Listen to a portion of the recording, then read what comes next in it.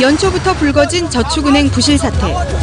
자산 규모 국내 1위의 부산저축은행과 계열사 등 모두 9곳이 영업 정지됐습니다.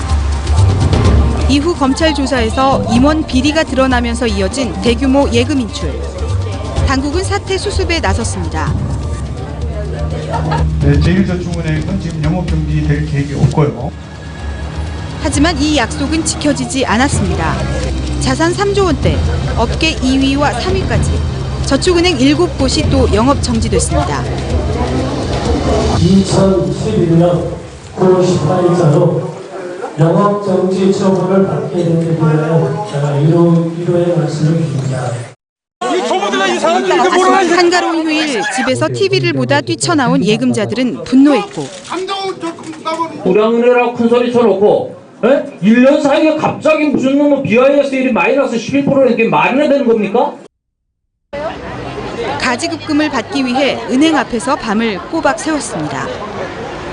짠소리처럼 정말 저축의 월 수입의 80%를 꼬박꼬박 들고 정말 그랬어요 진짜. 그렇다면 살아남은 저축은행들은 앞으로 무사할 수 있을까? 양호한 저축은행도 그렇게 평가를 받아 고객 여러분들이 전혀 걱정할 필요 없다고 그러고. 영업 정지된 7개 저축은행에서 직전 8영업일 동안 무려 3천억 원 가까운 돈이 빠져나간 것으로 드러났습니다. 그런데 당국의 경영진단 과정에서 기준 이하 저축은행에는 사전 통보가 이루어졌는데요. 바로 이 같은 절차가 영업정지 정보 누출과 대규모 예금 인출로 이어졌다는 지적이 나오고 있습니다. 저축은행과 이들을 감독한 금융당국의 아니한 대처 실태를 고발합니다.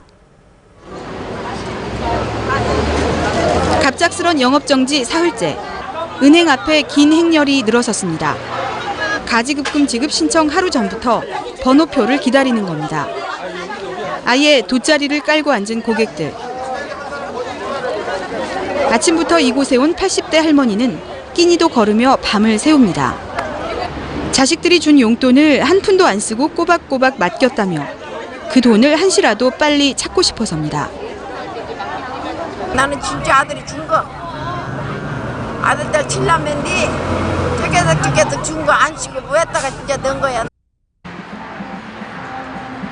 밤샘 예금자의 상당수는 노후 대책이 막막한 노인들.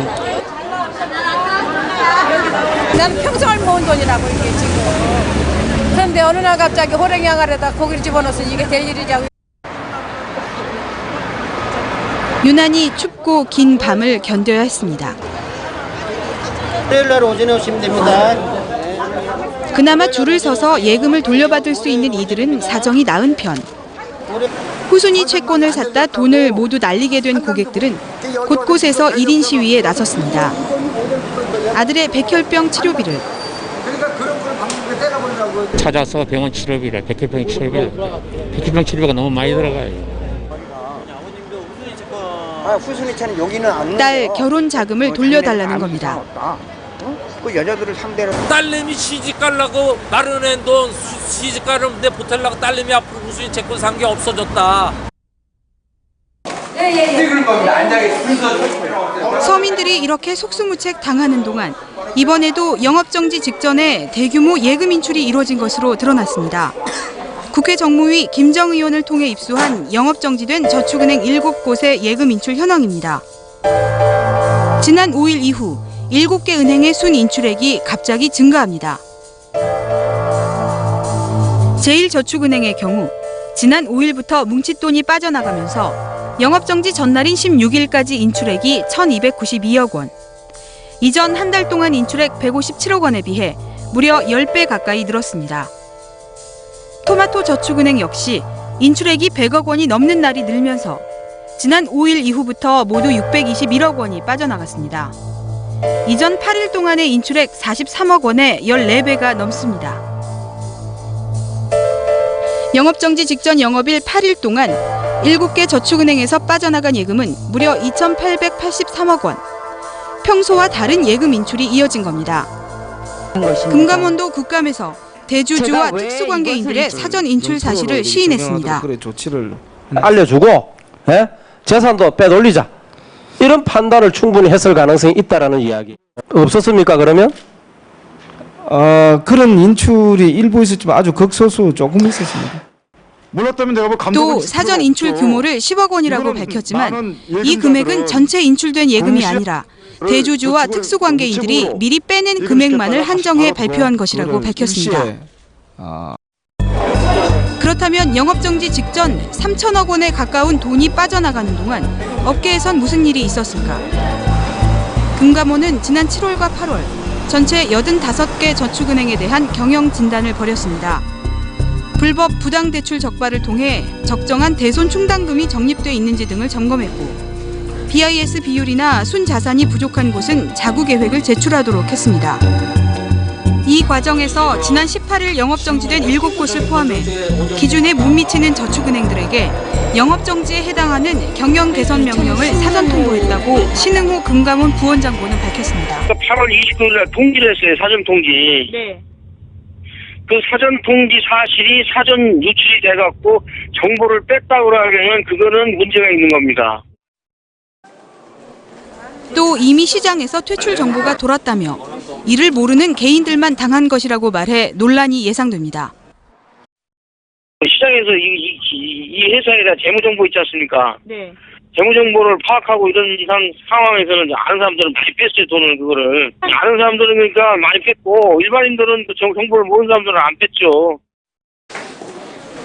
업계에서는 해당 저축은행 측에서 미리 영업정지 사실을 알려줘 고객들이 예금을 빼냈다는 증언까지 속속 나오고 있습니다. 미리 연락을 줘서 영업정지가 될 것 같다. 그래서 예금을 빼는 게 좋겠다는 얘기를 들었습니다. 그러면 그 해당 저축은행 측은 미리 퇴출될 거란 걸 알고 있었네요?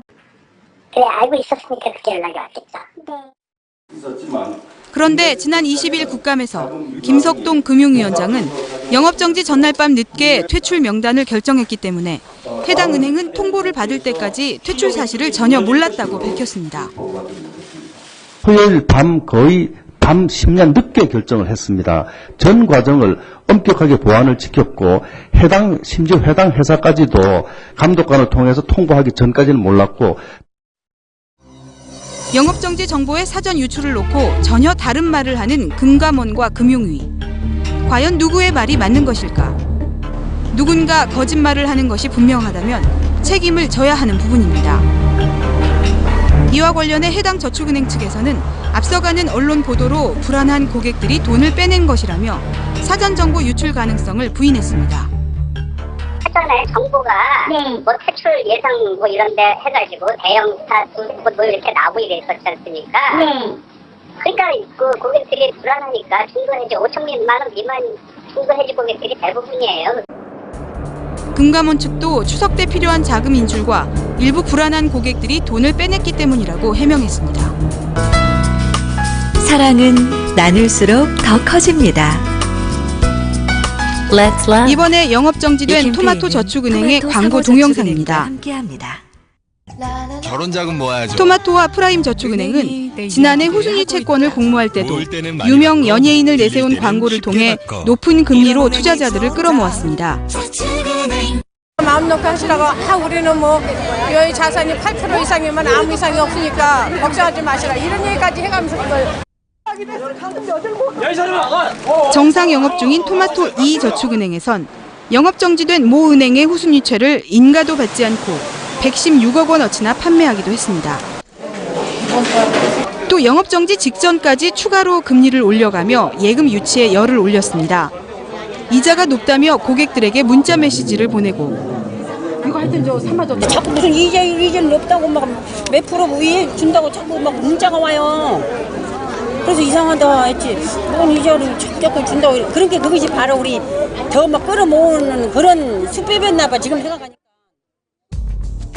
곧 추락할 BIS 자기자본 비율을 높게 꾸며 거짓으로 홍보했습니다. 저축은행의 1년 정기예금 평균 금리는 시중은행에 비해 1.5%